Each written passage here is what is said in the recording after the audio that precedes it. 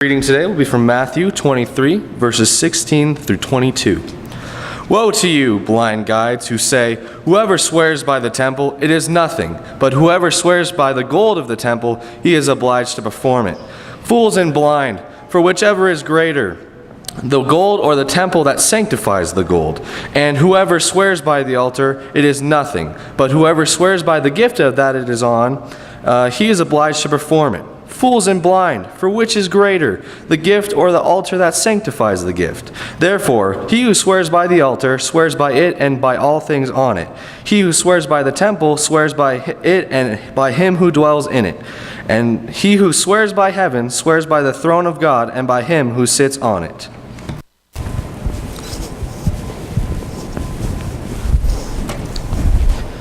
Last week we talked, and I began with the old saying, the old proverb sometimes it turns into, that sticks and stones may break my bones, but words will never hurt me.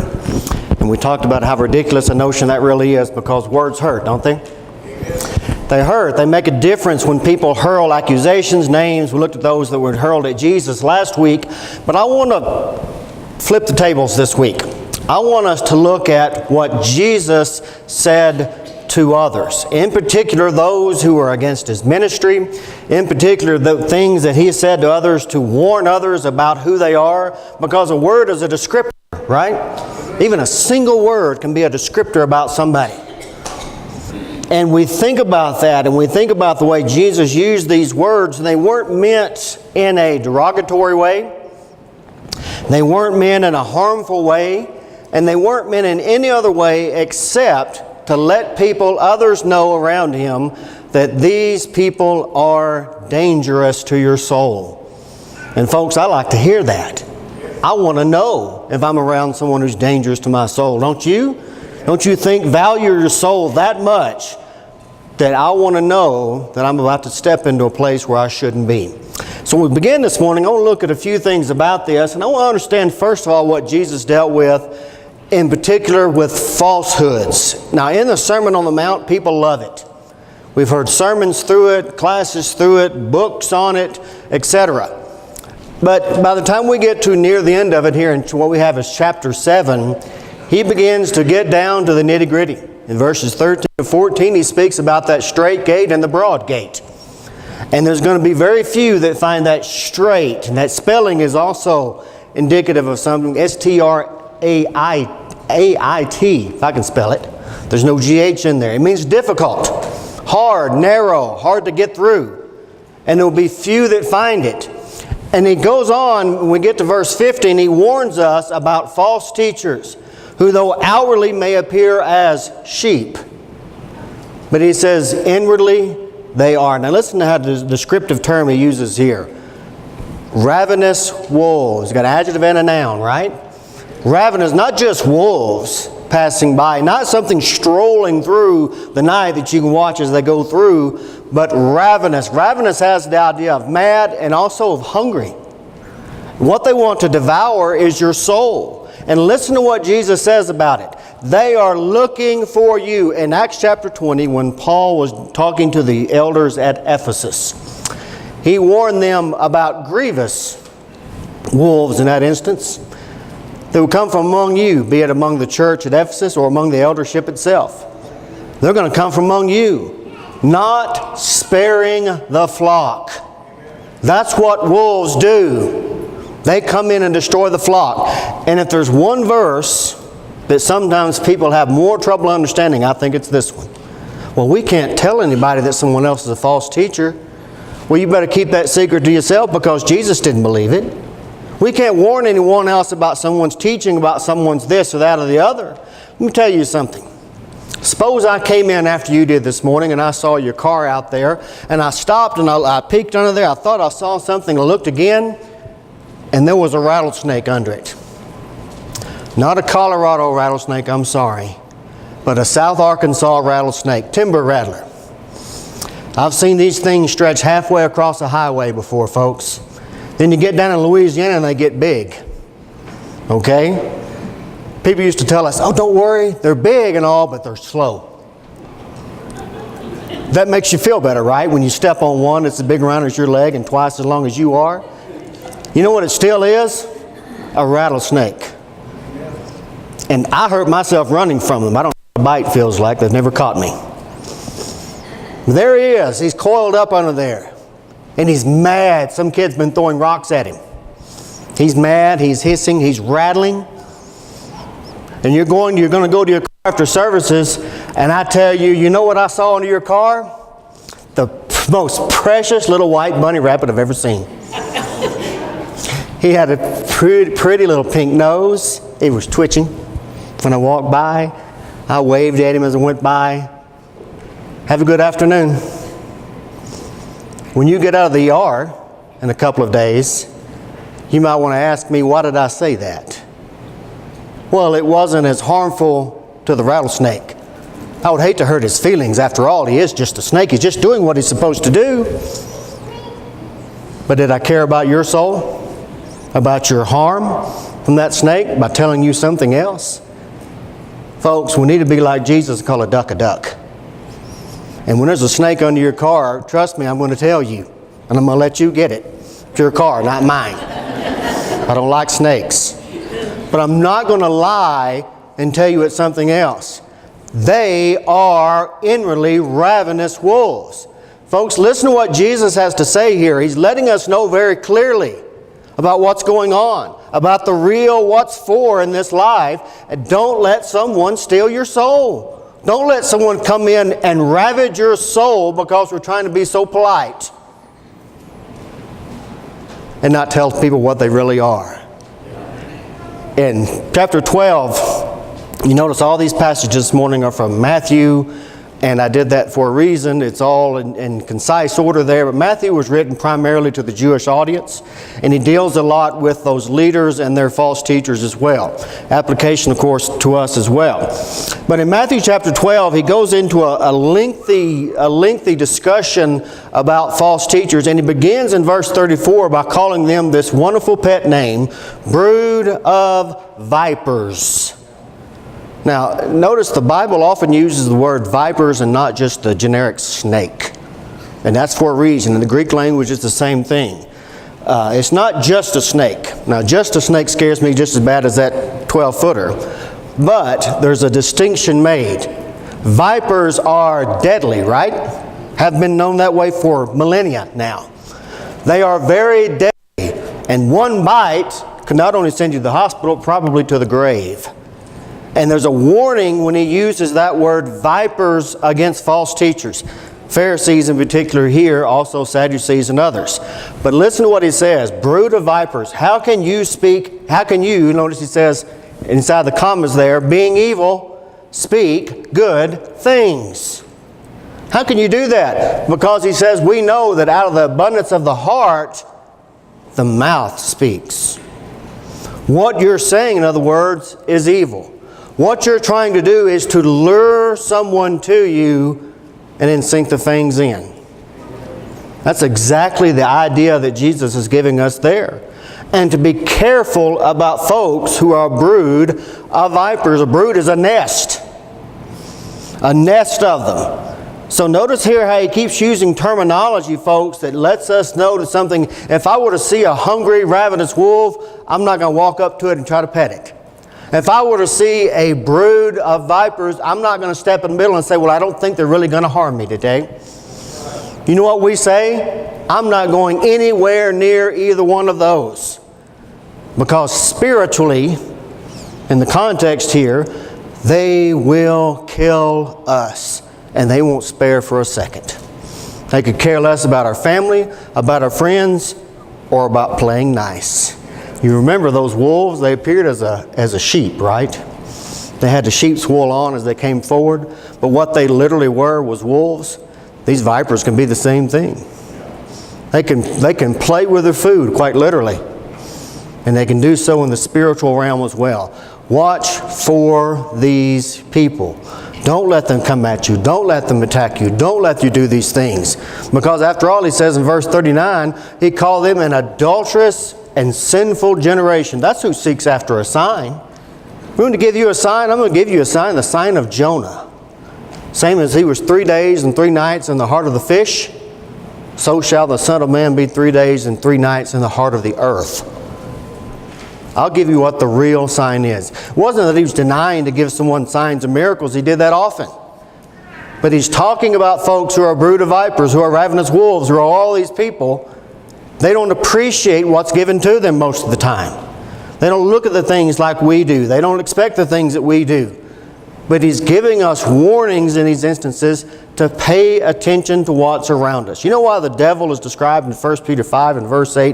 The only time in all the Bible Peter calls him, notice please, a lion. But not just a lion, roaring lion. You know what that means? I can hear him from a long ways off. And again, I'm not going to approach the lion any more than I am the ravenous wolves or the brood of vipers. I'm going to keep my distance. Jesus warns us, folks, listen to it, by giving these names that people don't like to say sometimes or use ill names at someone, lets us know who and what they really are. And folks, it gives us warnings that still echo throughout our lives today. But here's a big one, and it's one we deal with so much today. Tim spoke about evangelism this morning, and one thing that I've run into, and I'm sure he has and others, is, well, Christians are all hypocrites. I asked for the survey. Have you got the survey on you? That all of us are hypocrites? I'd like to see that one. I haven't seen that yet, right? But the idea of a religious hypocrite is sometimes one of the most hated person in the world. Because we don't like someone who does one thing, says one thing and then does another, right? Who tells us to do this and don't do it. The police officer says you got to slow down and he flies by you on his way home at night. We don't like to see those things. And Jesus dealt with that very heavily with the Jews and with others, and especially there in Matthew chapter 6, 3 times. Getting up to the model Lord's Prayer, to the model prayer actually. 3 times, so don't be as the hypocrites who stand out and try to give all their alms before everyone around them. Don't be as the hypocrites who stand out and pray where everyone can see them. When you pray, he says, go into your room. The Lord sees and the Lord hears. Nothing wrong necessarily with the praying and with the giving, but the reasons why they were doing it and what they were doing after they did it. They didn't really care for the poor. They didn't really care about their prayers to God. What they cared about was, look at me and how great that I am. Look at me and the things that I do in this life. Look at the things that I have, and that's what I care about.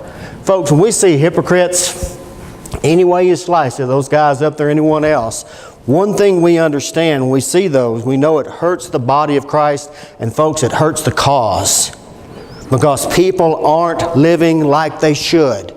People aren't doing the things that they should.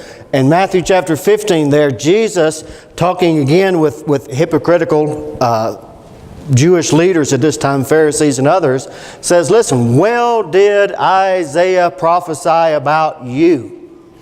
Notice please, he makes an application all the way back in Isaiah to these people standing before him. They honor me with their lips. They draw near to me with their mouth. But he says, listen to it, their heart is far from me. We can have all the outward show that we want. But if I'm not giving Jesus my heart, folks, I'm not giving him anything. I'm not giving him what he wants. And that's exactly what these leaders were doing. They weren't giving Jesus what he wanted to hear or what God wanted to hear. And their heart was far away.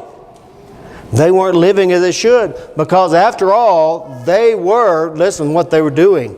They were giving the commandments and doctrines of men as if they were law. They were telling their laws, those 600 or so they added to the Jewish law, they were telling those as if they were the law of God and they were law of men. Said it makes you a hypocrite to bind something on someone else that God hasn't bound. That's been the motto within the Lord's church for a number of years, longer than I know of. Is to not bind, to bind where God is bound and to loose where God is loosed. I mean, isn't that Matthew 16 and Matthew 18? The Apostles' creed, if you will, the Apostles' law that was given to them, what they were supposed to do. Bind God's law. Don't be a hypocrite. In Matthew chapter 23, there is a scathing rebuke throughout that chapter.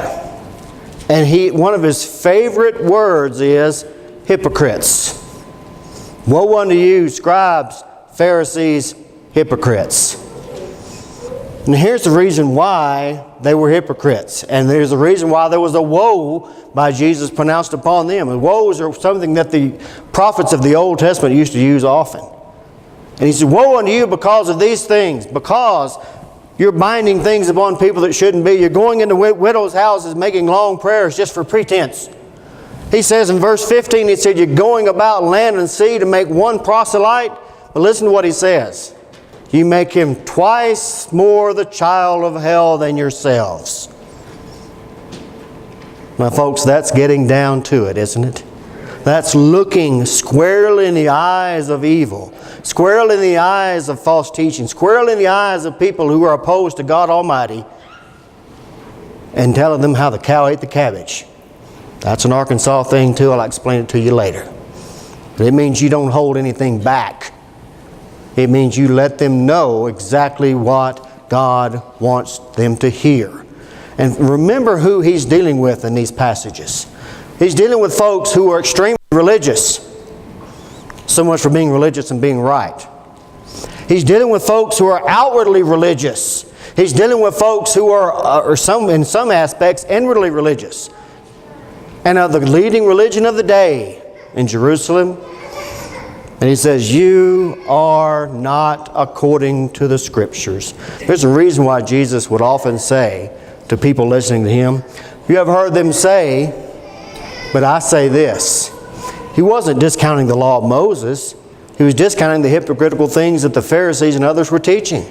They're not right. They're not biblical. They're not what God wants you to hear. I want you to hear what God says. I want you to go to heaven. That's why I could call them outwardly like whitewashed tombs. Because outwardly they appear beautiful. They would do that. They would come along and they didn't have graves like we did, but they would go inside of tombs. And they'd whitewash the outside of it, make it look pretty. But he says, you know what's on the inside of a pretty tomb? The same thing is on the inside of a dirty tomb. Dead man's bones. He said, you appear that way, but the hypocrites that you are nothing but dead man's bones on the inside. Spiritually speaking, that's what they were. They were dead to God because they couldn't live the life or didn't want to live the life that God wanted them to live. And he says, I will not tolerate those things. But think about this. Jesus denounced often people for being spiritually blind. And I have seen this blindfolded conga line many times. And I don't mean in a literal way. But people that have their spiritual blinders on, sometimes a blindfold on, and they are groping about aimlessly in the dark, hoping they hit the right mark once in a while. And Christianity is not pin the tail on the donkey. That is not it, folks. Christianity is, Jesus came, notice, to seek and to save that which was lost, according to Luke 19:10. But he also came to make sure that our eyes are spiritually open. That's why I could denounce the folks here so many different times. Because if the blind lead the blind, then they shall both fall into the ditch. And that's true. We understand that in modern terms that he's using. Because these folks didn't understand that. He's been denouncing them for a number of different things, and now he turns to the fact that they can't see where they're leading. They can't see. They're blinded by their own prejudice.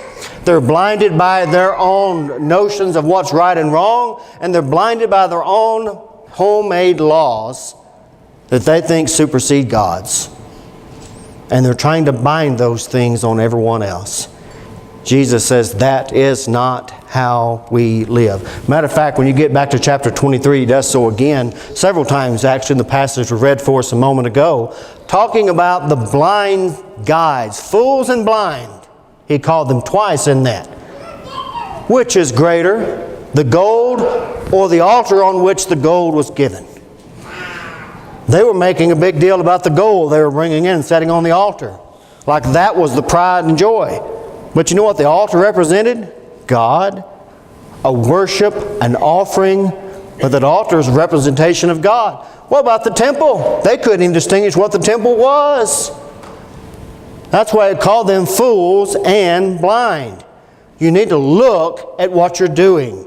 Pay attention to what is going on. Look at the things around you. Matter of fact, when he says in our final passage there in verse 24, after many more renunciations for the things they were doing spiritually wrong, leading people astray, he said, you blind guides, you strain out a gnat and then you swallow a camel. Now, if I've ever seen a more apt saying in my life, I don't know if I know it, and how many applications it has. They're straining at things where there aren't even laws.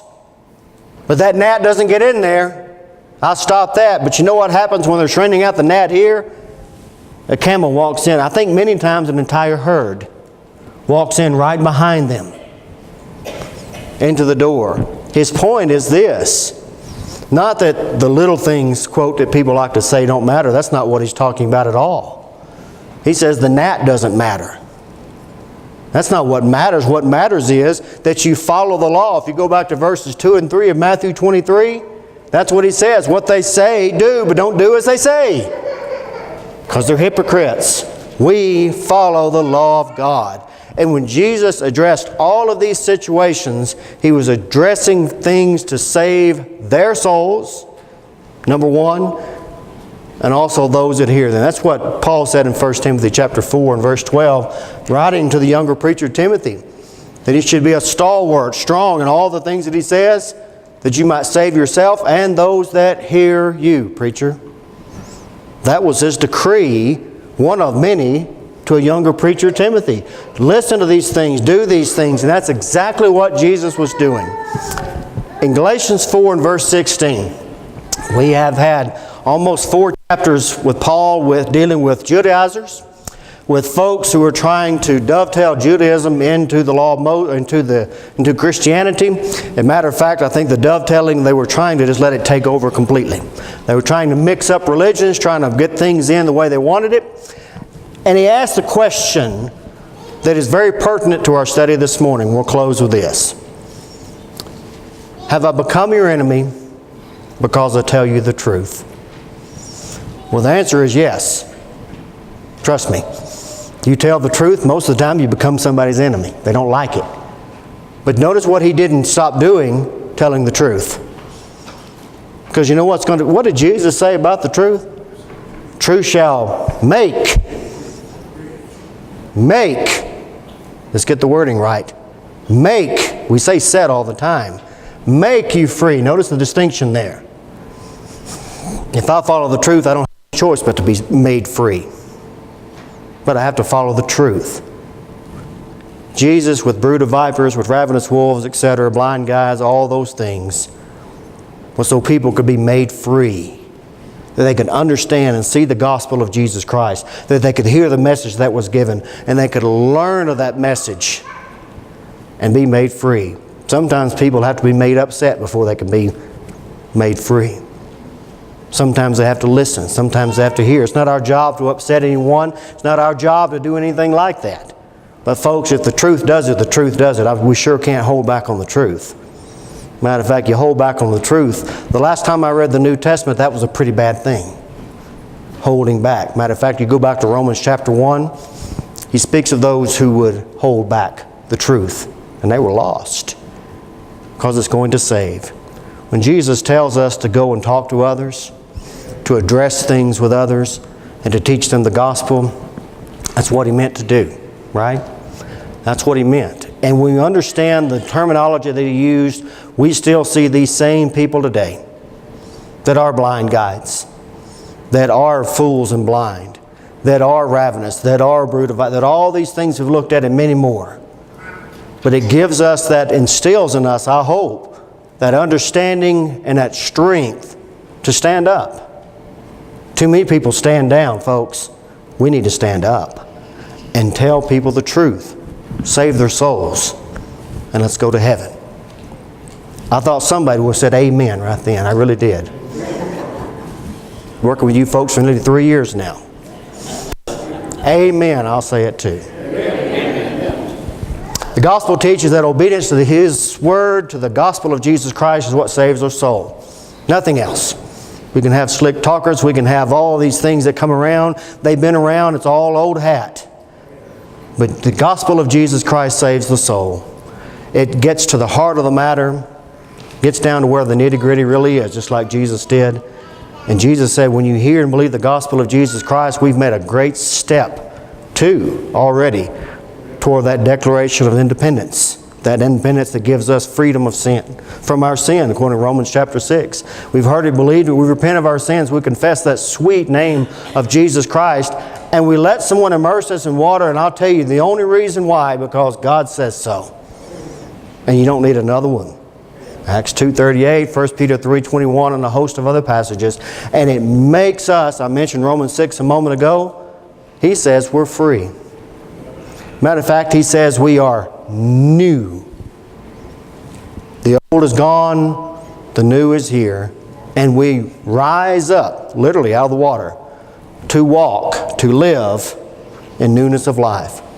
If you haven't done the first, we urge you to do so today. If you have done the first, but you failed to walk in newness of life, folks, we want to ask you, on behalf of God and His Son, Jesus Christ, don't live in a life, if you're a Christian, outside of the gospel. Don't live in a life outside of the light, outside of the light of Jesus Christ and in the darkness of the world. We want you to come back, because God wants you to come back.